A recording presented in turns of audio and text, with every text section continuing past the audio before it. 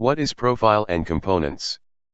Profile contains user permissions and access settings that control what users can do within their organization. A collection of settings and permissions that define how a user accesses records. Determines how users see data and what they can do within the application. A profile can have many users, but a user can have only one profile. Profiles components. Which standard and custom apps users can view. Which tabs users can view. Which record types are available to users. Which page layouts users see.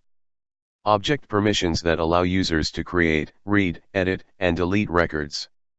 Which fields within objects users can view and edit. Permissions that allow users to manage the system and apps within it.